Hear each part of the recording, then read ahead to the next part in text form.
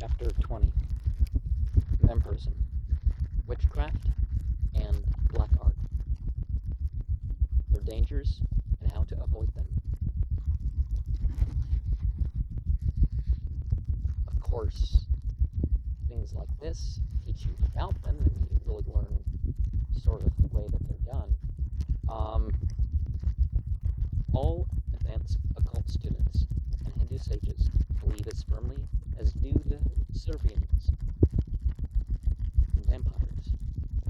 The fact of a specter or an astral body returning to suck human blood is not so inexplicable as it seems, and here I appeal to the spiritualists who admit the phenomenon of why propriety our soul duplication. Now, as you know, I've had a lot to say about Ekankar, and Ekankar at one time had the subtitle The Science of Bilocation. I personally like its subtitle, The New Age Religion best.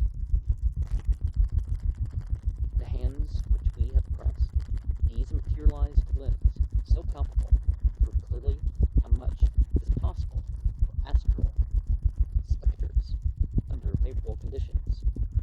Maimonides, Aboda, Sar, 12, Apsh, 11, Ap,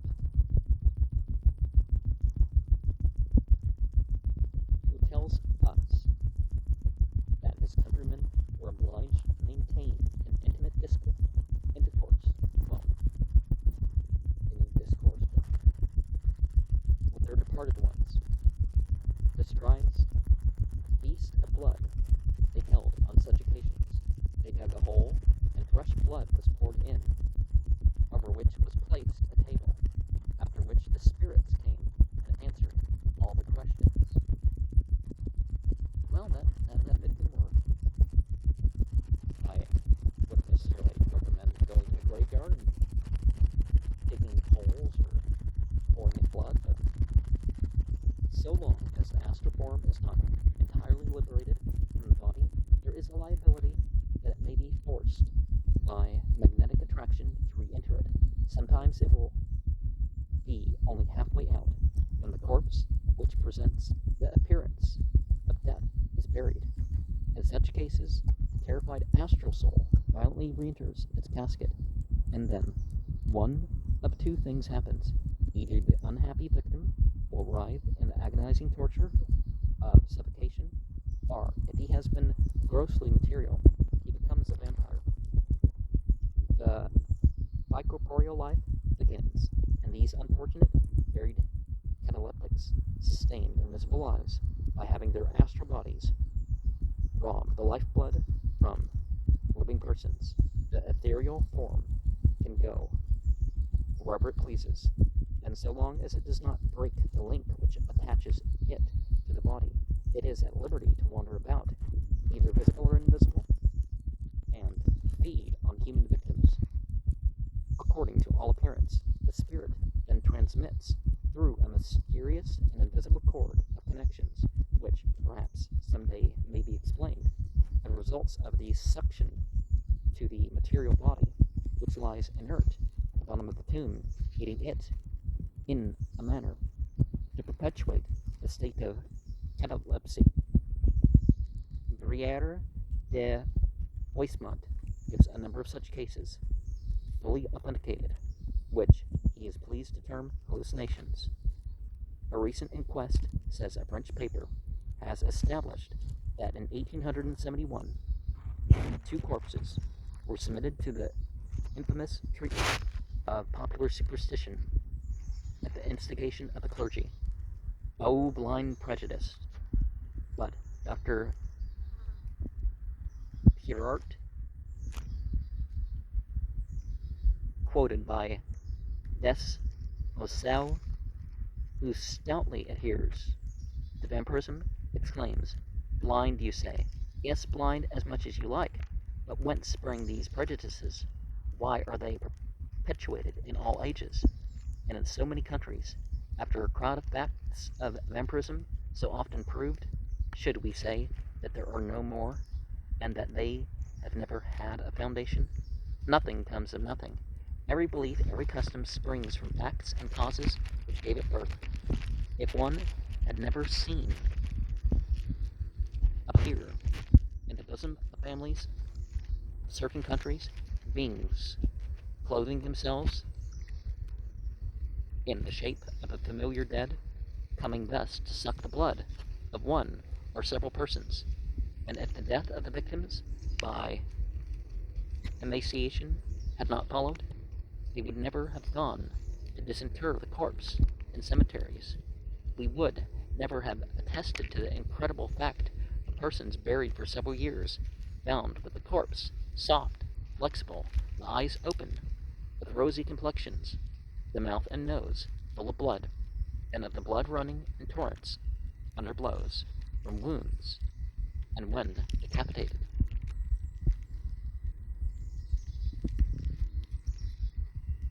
One of the most important examples of vampirism figures in the private letters of the philosopher, the Marquis de Argens, and in the Revue Britannique for March 1837, the English traveler Pashley describes some that came under his notice in the island of Candia.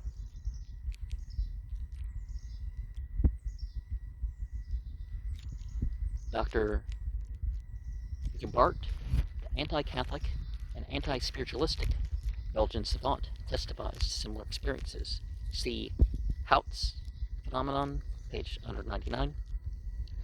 I will not examine, wrote the Bishop de French Huit, whether the facts of vampirism, which are constantly being reported are true, are the fruit of a popular error, but it is a certain fact that they are testified to by many authors, and trustworthy, so many of them, and by so many eyewitnesses, that no one ought to decide upon the question without a good deal of caution.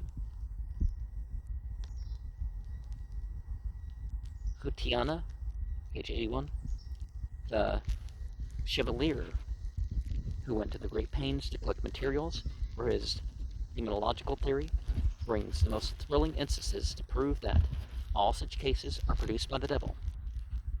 Well, psychosomatic connections, perhaps. Who uses graveyard corpses with which to clothe himself and roams at night, sucking people's blood.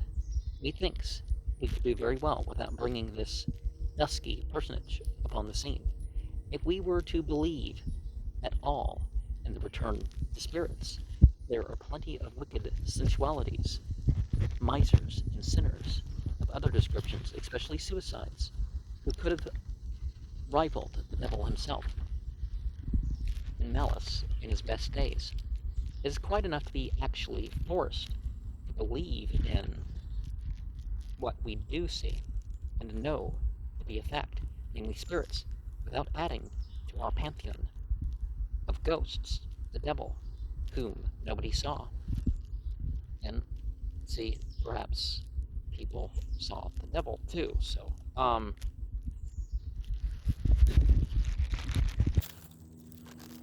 still, there are interesting particulars to be gathered in relation to vampirism.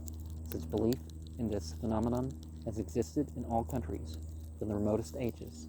The Slavonian nations, the Greeks, the Latinos, the Servians, would rather doubt the existence of their enemies, the Turks, than the fact that there are vampires.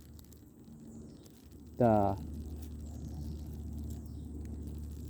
Brokalak, or Vordelak, as the latter are called, are but two familiar guests at the Slavonian fireside.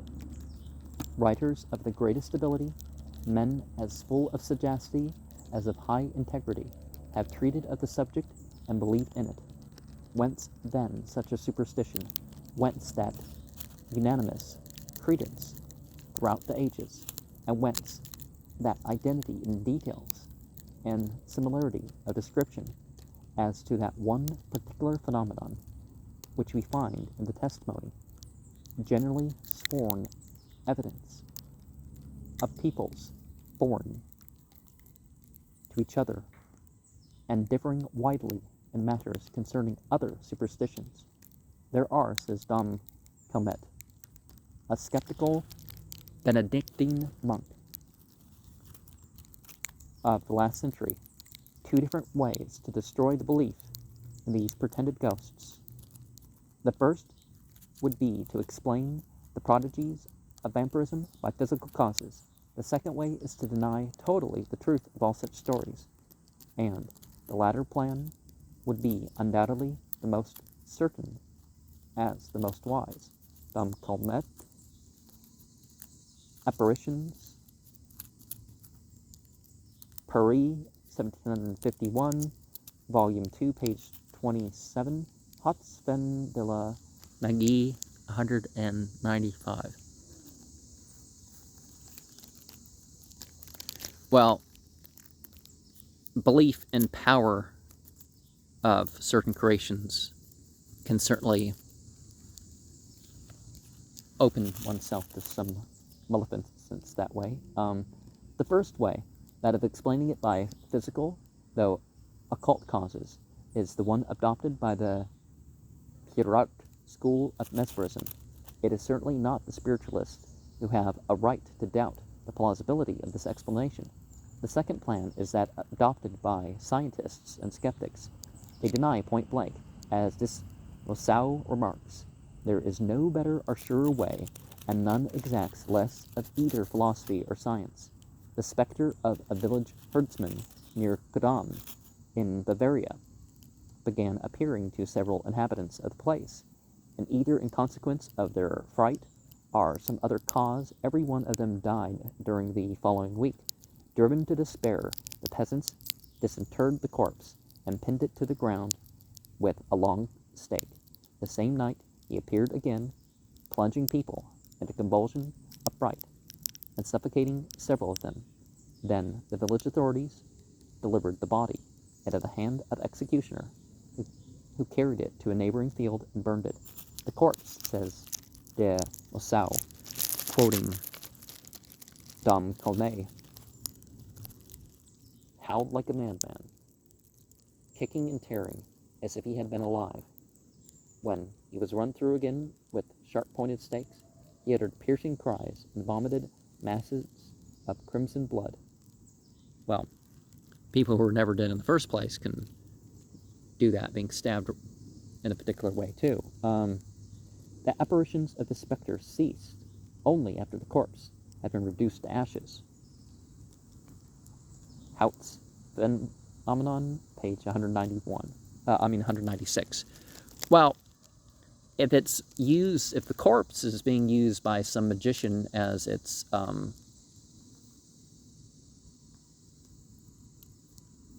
fetish link, then maybe that could be a way that that's done, but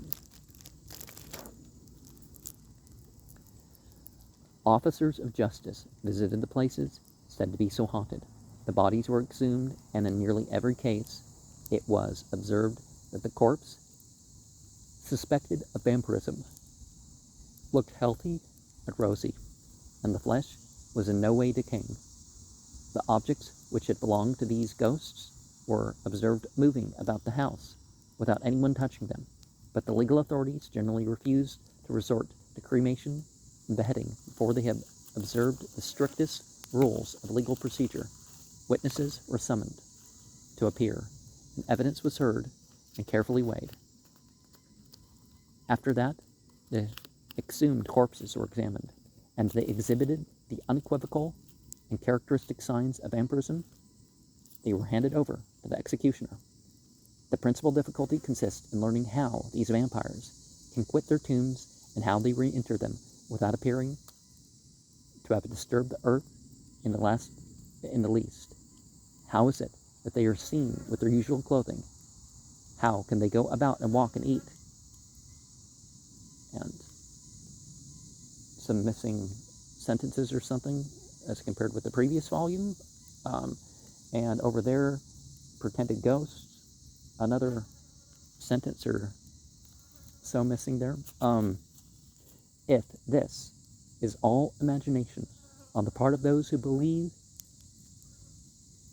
themselves molested by such vampires, how happens it that the accused ghosts are subsequently found in their graves? More missing words.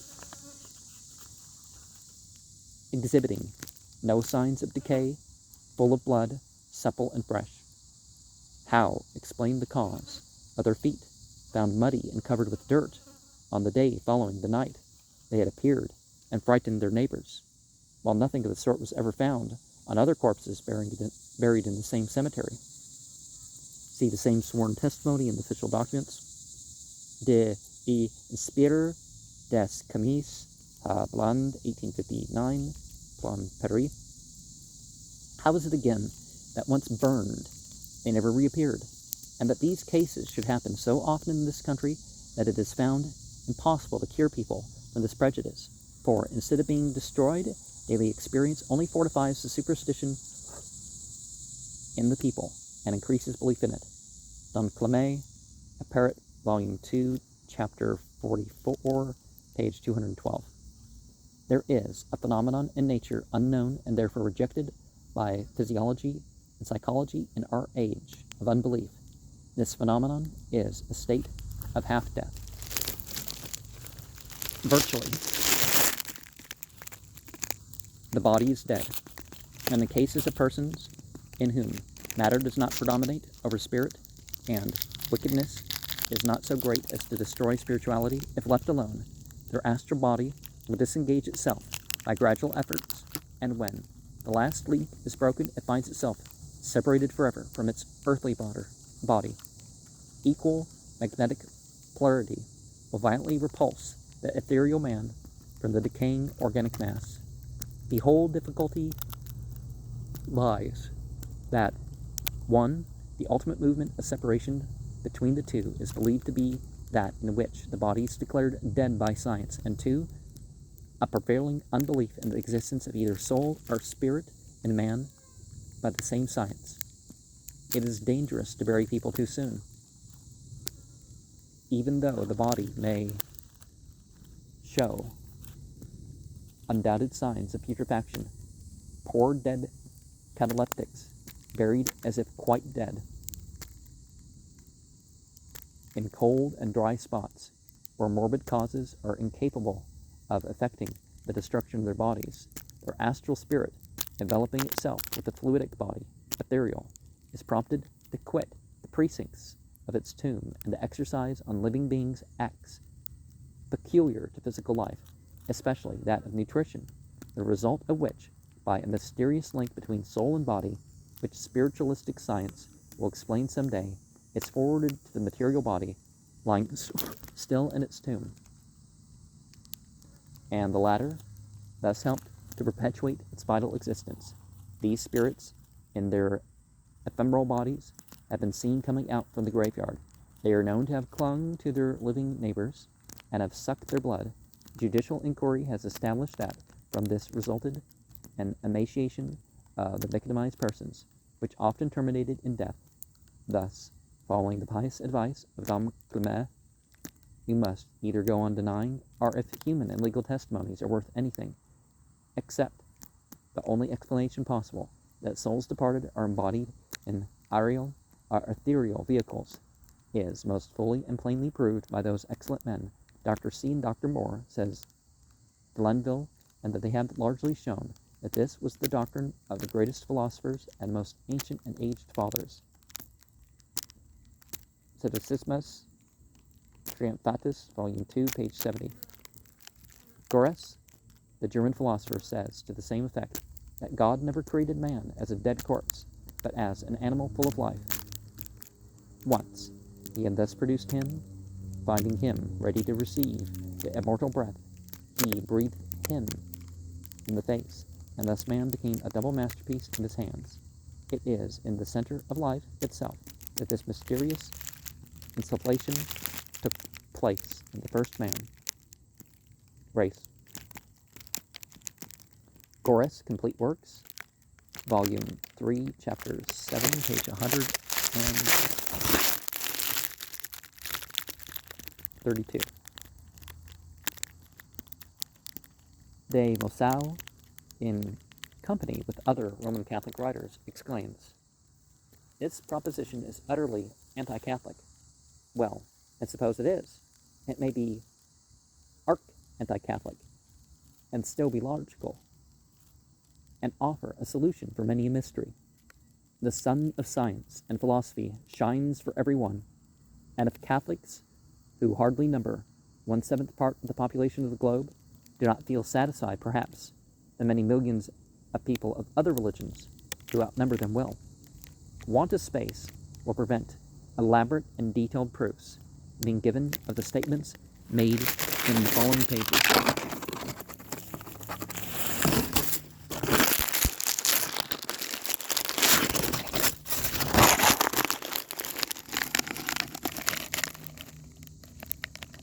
The statements made here, however, have been verified by more than one of the investigators into the subjects dealt with, observers who have developed within themselves extensions of faculties possessed by all but latent as yet in many.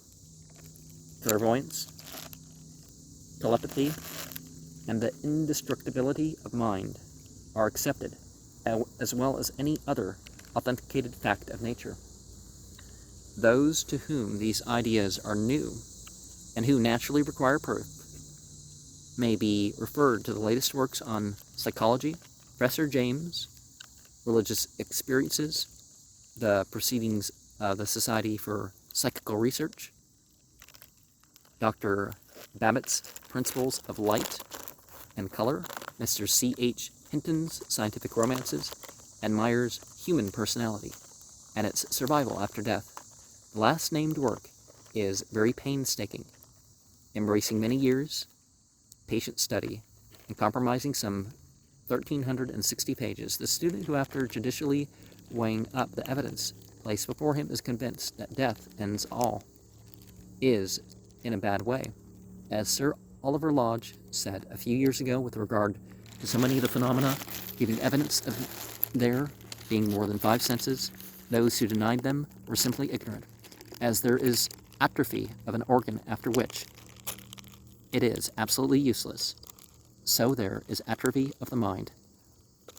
A man who has pursued a certain groove in thought is incapable of changing his mind, however much he may desire to do so.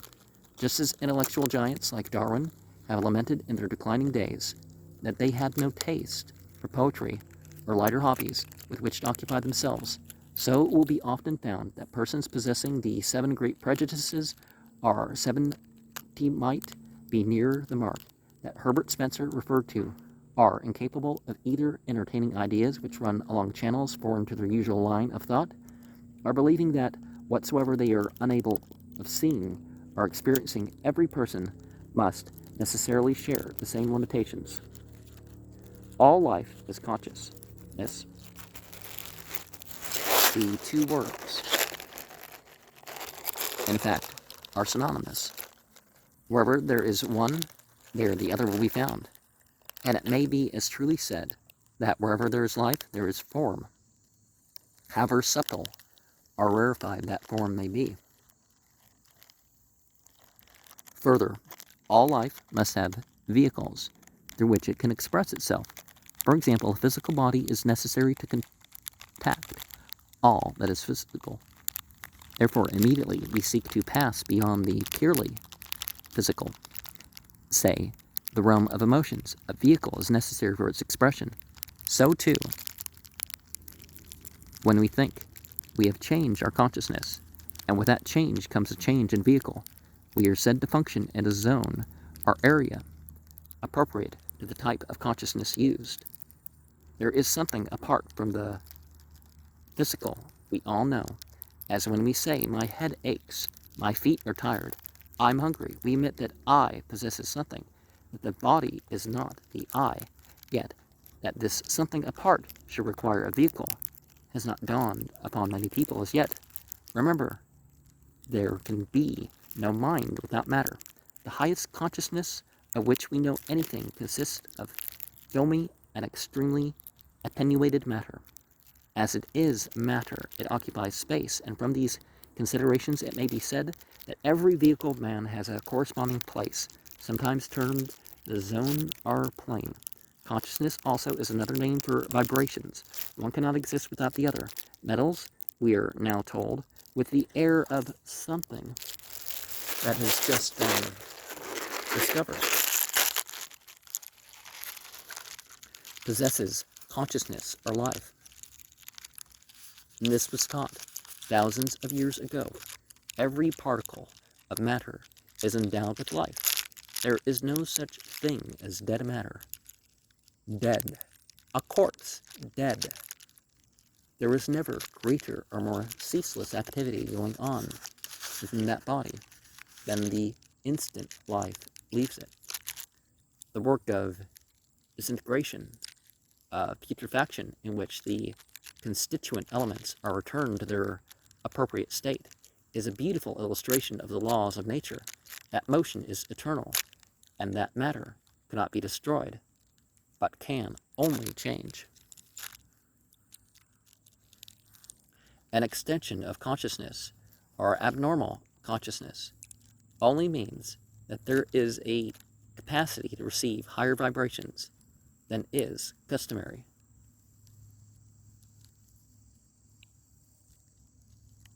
The range of vibrations within which the consciousness of the average man moves is well defined, but by proper training it can be extended.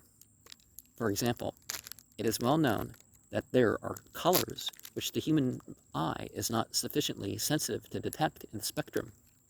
The sun's rays extend below the red more than 2 octaves. Baron Reichenbach discovered some of these missing rays, which he demonstrated by means of thousands of experiments with 60 persons, including physicians, professors, naturalists, etc., which proved his odic light and color, which was derided till the advent of N-rays, when it is admitted that rays are emitted from the body. Things move very rapidly now, and possibly before these lines have been in print, the existence of half the phenomena discussed in the following pages will have been recognized. All we are waiting for are instruments still more delicate than those hitherto invented to register the subtler vibrations which surround man on every side. Though he is ignorant of their existence, the gaps in the spectrum, then, are not due to the absence of colors, but to the incapacity of the sense organs to cognize them. In the same way, there are sounds which the human ear is deaf to. Few people have a sufficiently keen ear to detect the cry of the bat. In fact, not one of the 5 senses, but what very imperfectly registers the phenomena of life, and it is due to these imperfections that other realms of nature are shut out to us, as the infinitesimal creation was till the advent of the microscope. What the microscope has done in one direction, occultism and hypnotism have done in another. Under hypnosis, there is a strange extension of faculties in the field of sight, hearing, touch, smell, and taste, and the mental functions. Psychology has actually invented a terminology to cover the phenomena observed, and in the course of the next 50 years, they may discover that the contentions of the old mesmerists were quite correct, though not expressed in such polished or terse language as they themselves employ. There is, in ordinary hypnosis, however, a hiatus between the consciousness thus produced and the normal consciousness, which is seldom bridged over. What takes place during the period covered by the experiment, if the patient is left to sleep and is insensible to all physical pain, to the attempts to awaken him, except by his operator, where is the consciousness? He is unconscious. It will be said, there is no such thing as unconsciousness, except to one set of vibrations, trance, somnambulism, catalepsy, even death, are but the changing of the consciousness. And it is with some of these other states of consciousness that we are concerned with the subject of witchcraft and vampirism. Now, technically, witchcraft is only, the conscious willing work with demons, or work with something unknown, you don't care. At the very least, you could say that. Like a lot of people in their spells, it's like, I don't care what entity works with me with this, just, you know, that some entity joins me in my Ouija board or what, or possesses the herbs or whatever, right? Man's vehicles. It is not necessary to say much about the psychical vehicle, the body, except that the type of life led and the purity or otherwise of the food taken to have much to do with the building of subtler vehicles fitted to respond to the higher vibrations. As he builds a coarse, foul physical body, so he builds his next vehicle. Interpenetrating the physical body is another, usually known as the etheric double, because it is composed of ether and is an exact duplicate of the grosser vehicle. As to how it can interpenetrate it, we have only to remember that ether interpenetrates every particle of matter of which we have any knowledge, just as in a pint of water there would be a pint of air, and as much ether so that really the water would occupy no more space. For the presence of these additions, this etheric double is composed of 4 ethers. Only one is known to modern science at present, and is of a violet gray in color. Its fineness or the reverse, depending on the type of physical body. Its purpose is to form a medium by which the life forces, called in the East prana, can pass along the nerves of the body, and by means of which impacts from without can be conveyed to the body. It is upon this that the physical body is molded, as the life which is poured forth from the sun, technically called jiva, reaches the earth's atmosphere. It is the work of this vehicle to transmute it into vitality for the use of the ordinary body. This transmutation, or specializing, is done by the spleen, the function of which has always been a mystery to physiologists.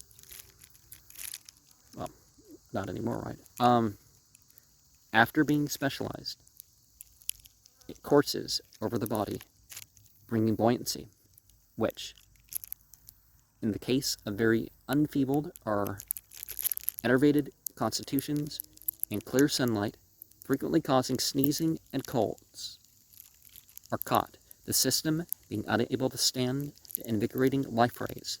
The vitality, prana, is a beautiful rose-tinted light, which after it has expended itself upon the body, radiates outwardly in every direction in bluish-white light or mist. Anesthetics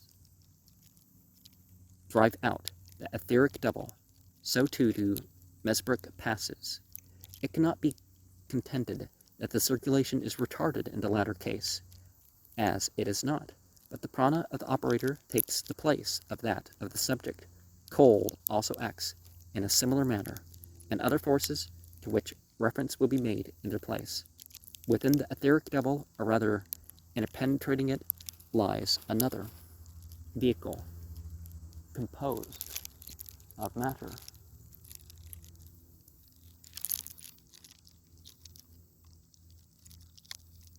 Of a luminous character, and therefore called by the ancients the astral body. Though this is not after a very happy term, it is affected by every passing thought or emotion, changing both in color and shape with inconceivable rapidity. On account of its great tenuity, it is sometimes termed the fluidic body or psychic effluvium. This matter has been gathered together by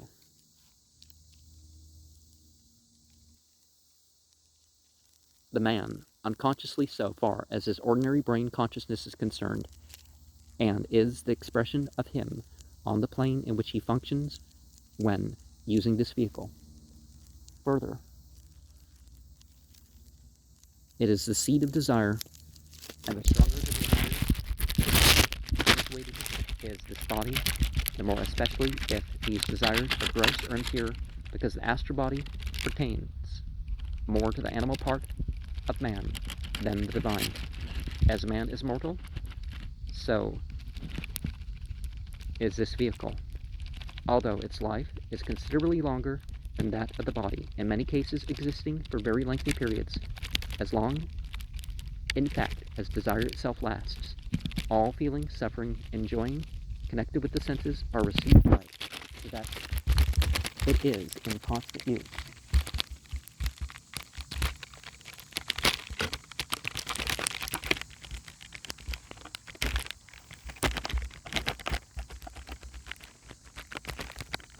But few people are aware of it.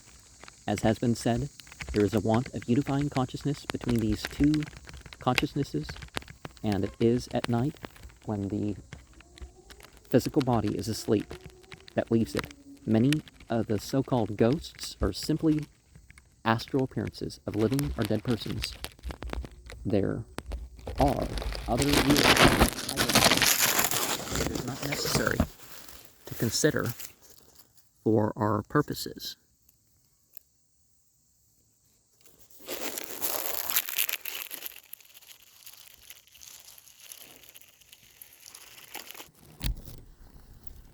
Other planes. The word plane is not a very satisfactory one, nor is zone much better. But one is perforce compelled to use either one or the other. One usually imagines that other realms of nature must necessarily exist outside the earth and space, while there is no reason why this should not be the case, since life invests every atom of the universe. Yet it is difficult for some to conceive of life, interpenetrating life, and plane interpenetrating plane.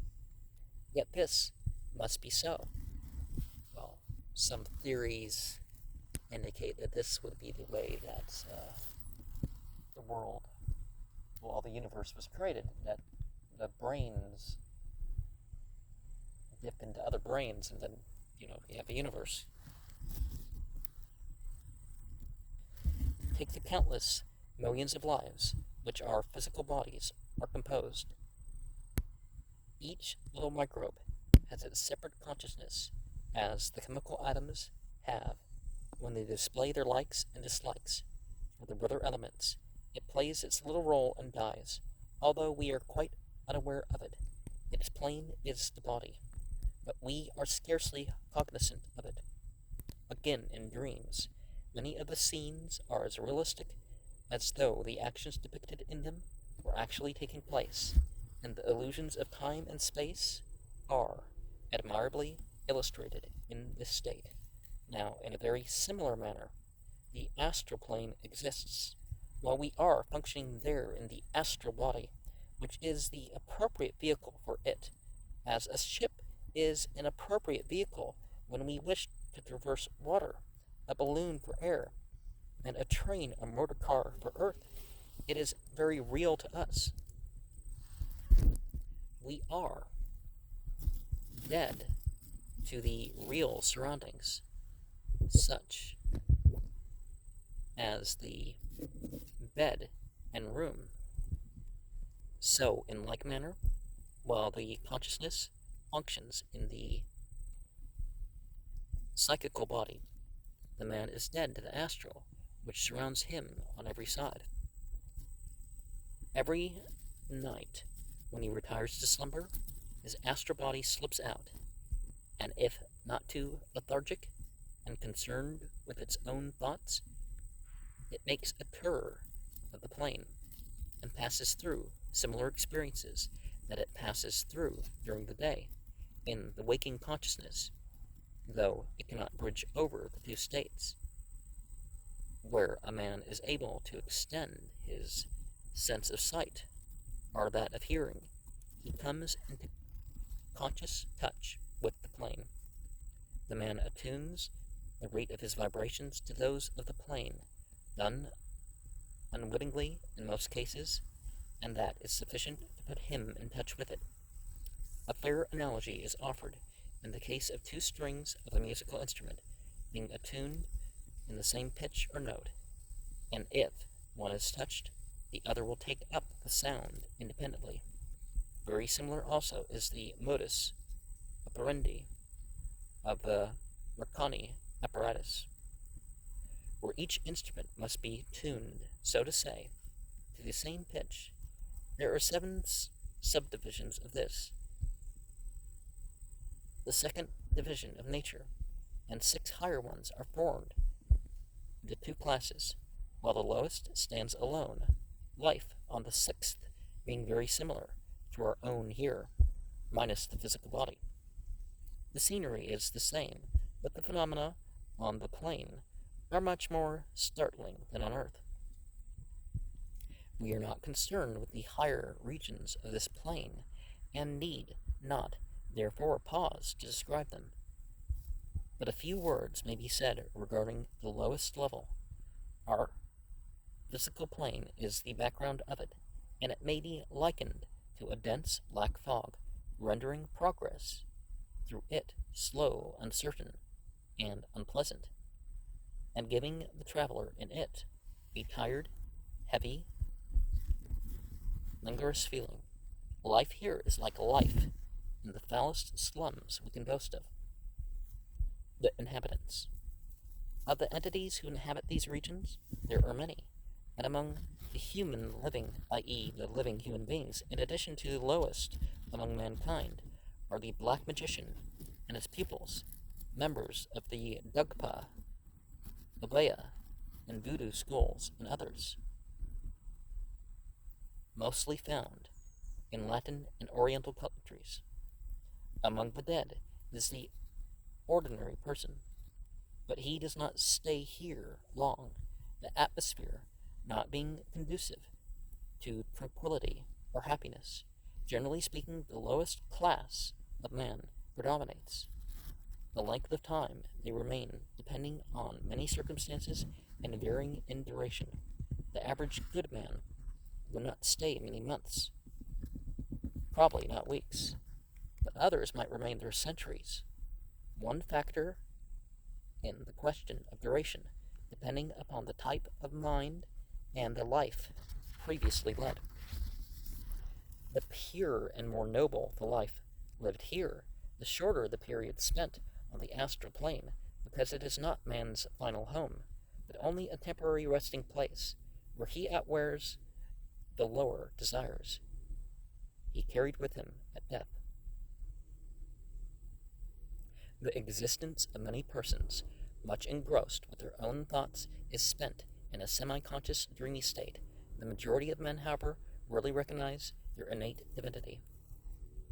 The life of many is lower than that of the brutes, and the result is that they fall below the level of the inferior creation, calling to mind Pascal's words, "Man, the shame and glory of the universe." Man lives ignorant of his birthright, pondering to the animal propensities in his nature, which he should have outgrown long ago, and he himself forges the fetters which bind him to the earth. And, well, the Quran talks about how us humans were created in the best of standing, but our failures of belief and deeds can make us of the lowest of the low.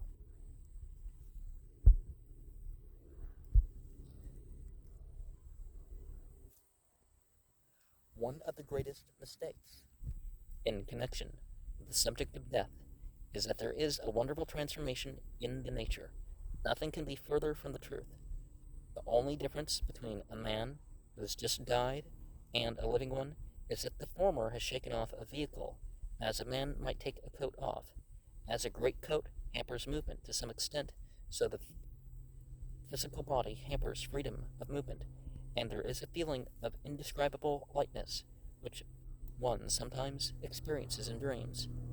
By being so divested of this cumbrous weight, no conversion of a man who has led a low, ignoble, brutish life to a saint occurs. No, he retains his nature exactly as it was a few moments before death. nature never jumps, and a quick change in regard to character is a pure myth. As it has taken years to form the character, so it takes many years to reform it.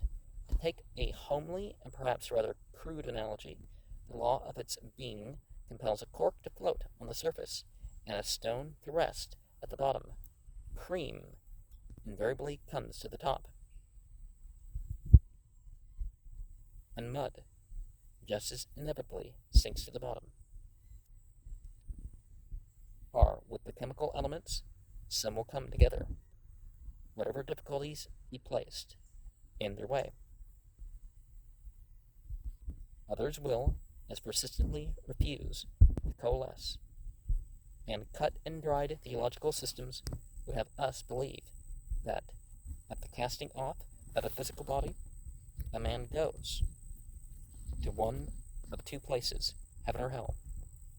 A man in the flush of youth may lead a life of excess, but as the vital powers decrease with advancing age, and he has become satiated with pleasure, he may lose his hold upon them, and in the course of time outwear them altogether.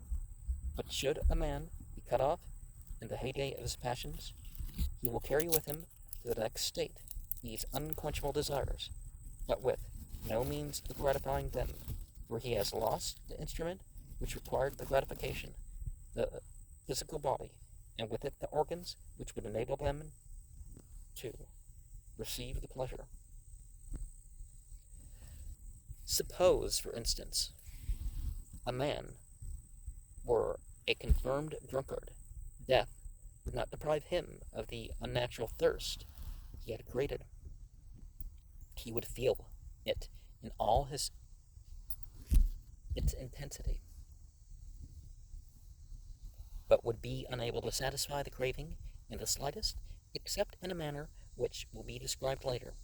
Again, in the case of those removed by accident or suicide, in which no preparation of any kind has been made, and where all the life forces are in full play, if the life has been a degraded one, then they will be alive to the horrors of this plane. They will be cut adrift, as it were, with all their passional nature strong upon them, and must remain on that plane until the time their death in an ordinary manner would have taken place. Thus a man killed at 25, who would otherwise have reached age 75, would spend half a century upon this plane.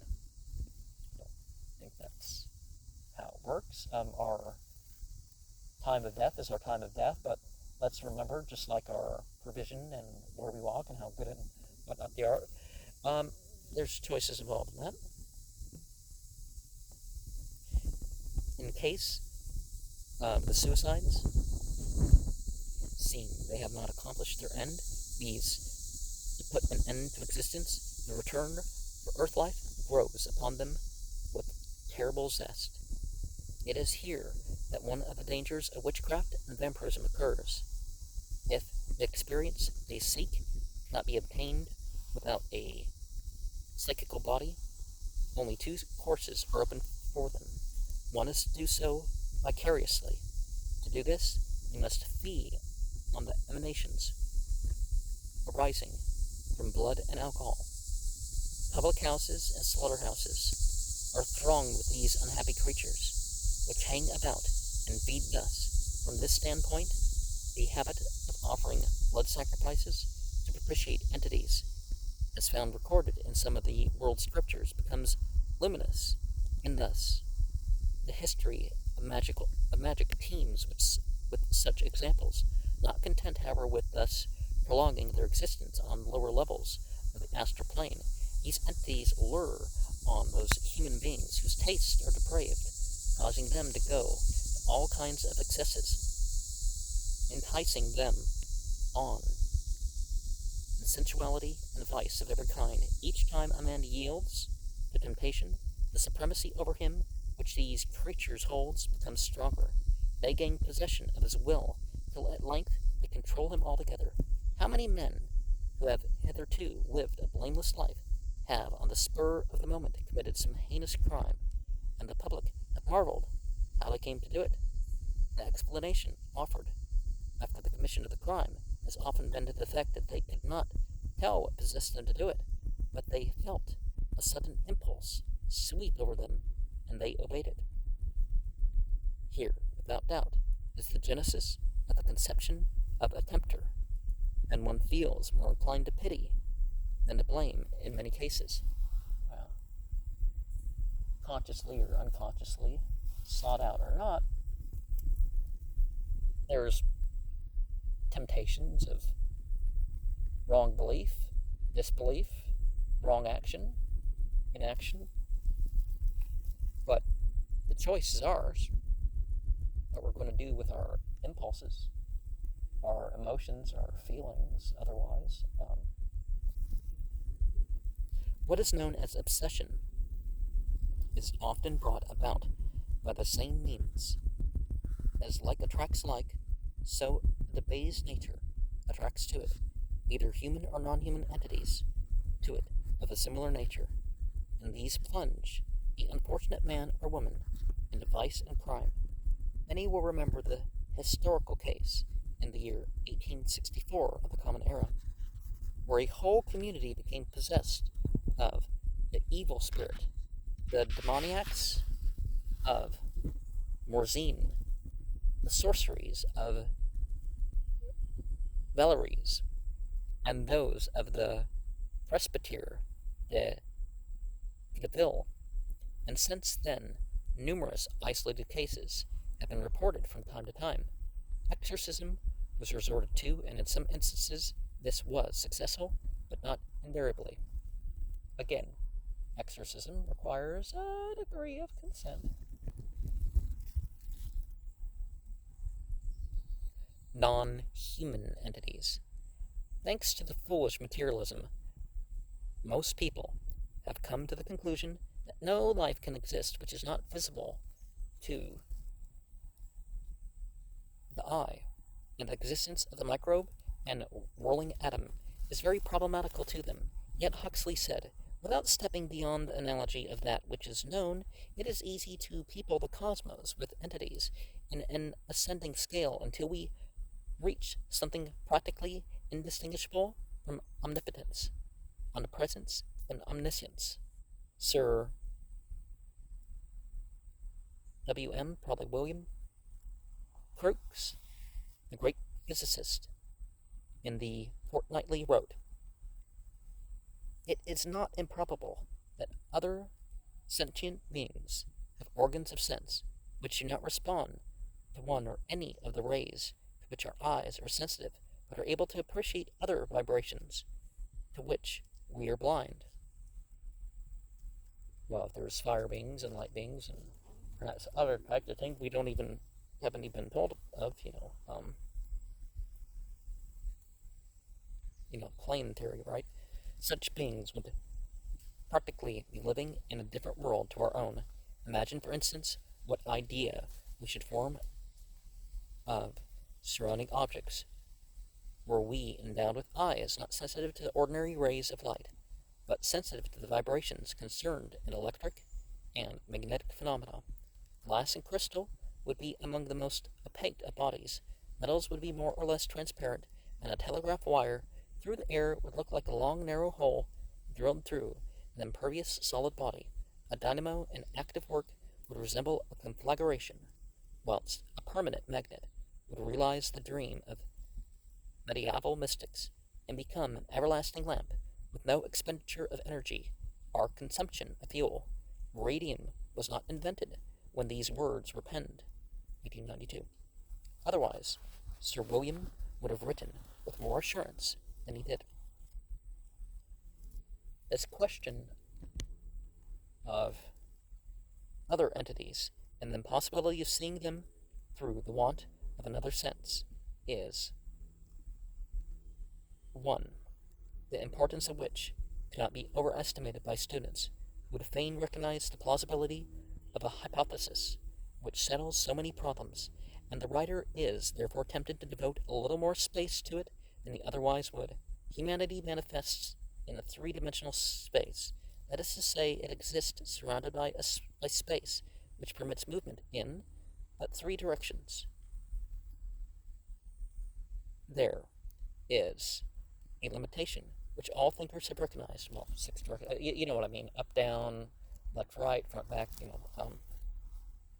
there is a limitation which all thinkers have recognized, and which the reader has already been referred. If he is capable of keeping up sustained and sequential thought, for it must be confessed, this volume will be rather stiff to the untrained student who has not cleared up as far as it is possible in words to do so. We have length, breadth, and height, then, and can only move an object by a combination of 3 movements. It is impossible to think in ordinary consciousness of any other direction. This work very aptly shows the limitations of dimensions by contrasting those of a creature which possessed but 2 dimensions with ourselves who perceive 3. Think of some such microbe. Suppose him to be living upon the surface of a sheet of paper. To him that sheet of paper might well seem to be the whole world, and we suppose him strictly limited to its surface. Not only could he never leave the surface, either by rising above it or by burying himself in it, but he could never have any conception of the meaning of our world up and down. Although he lived upon the surface, he would not know that it was a surface. To him, the superficies of the thickness of an atom would be the world in which he lived. Imagine that this creature could reason. Could he arrive at any way in the conception of the 3rd dimension of up and down, which was absolutely invisible to him and entirely outside any experience which he has ever yet imagined? In order to arrive at this, let us see what his limitations would be, and how any 3-dimensioned object which came in his way would appear to him. Now, there was this episode of a show, The Twilight Zone. I think it was called Twilight Zone. I wasn't alive when it came out, but 1963. Behold Eck. ECK. That bears importance elsewhere. But that was the invasion of some, they encountered 2-dimensional being. And I don't want to spoil things, but notice first that considerations of size do not enter into the question. Our sheet of paper might just as well be imagined as many miles in length, and in that case, our microbe might be larger, so long as he is an entity only 1 atom thick and does not know of that thickness. His atom may be of any size that we choose. Notice that a line drawn on the paper would be for him an insurmountable obstacle. If we drew a line completely across the paper, that line would divide his world into 2 separate parts, and he could know of no way to pass from one part to another, for his world, being only the thickness of an atom, would be completely shut off by the line drawn on the paper from another world of the same nature, which might be lying close to and beside his own, and divided from it only by the thickness of the line. He would be entirely unconscious of what took place on the other side of that line, even though it be all but touching him. If we could lift some object from that other world and drop it down into his, that object would be an apparition. If a square were drawn round him, it would be absolutely closed to him on all sides, and it would appear impossible that any creature could enter that square without coming through the sides. No box or safe that he could construct would ever be closed to us with our 3-dimensional sense.